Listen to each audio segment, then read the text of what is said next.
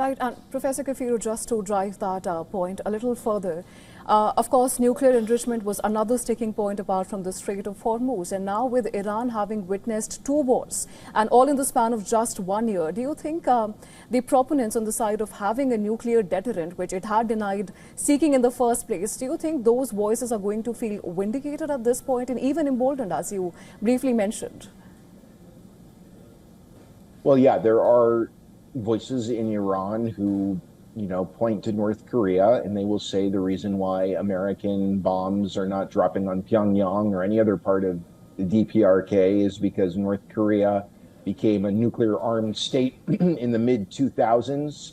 And if Iran wants to achieve real deterrence, it needs to have nuclear deterrence. I'm not saying everyone in Iran holds those views, but that is an argument that certain Iranians have been making for some time.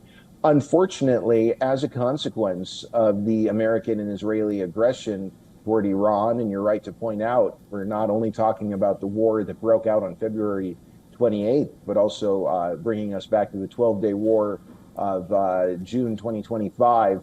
Because of these 2 wars, which Iranians see as very connected, those who argue in favor of becoming a nuclear armed state, they seem to have a stronger case to make within Iranian discourse right now. Professor Kafiru, you had earlier mentioned about Saudi Arabia and the role it has in this entire war. And recently, the reports show that Pakistan is under a defense agreement with Saudi Arabia that places Islamabad in a very rare position because it was mediating the talks between US and Iran. And can Pakistan really be both mediator and even a military partner in the same war, in this escalating situation? Great question. It certainly is the case that Pakistan finds itself facing numerous dilemmas, including the one that you're alluding to here.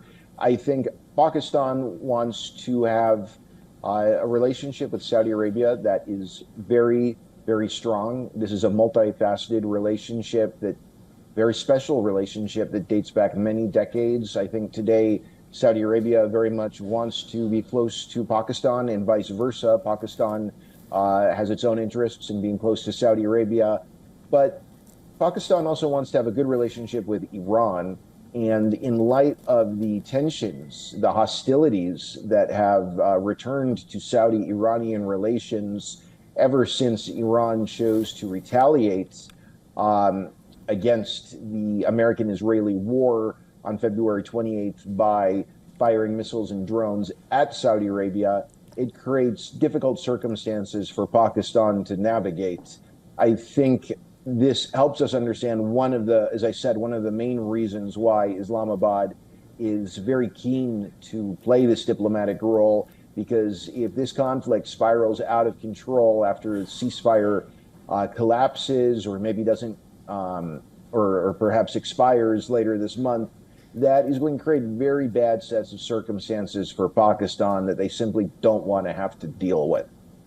Absolutely, Professor Kafiru. We'll have to wait and see how the situation evolves from here. But for now, thank you so much for sharing your perspective with us. Pleasure is mine. Thank you.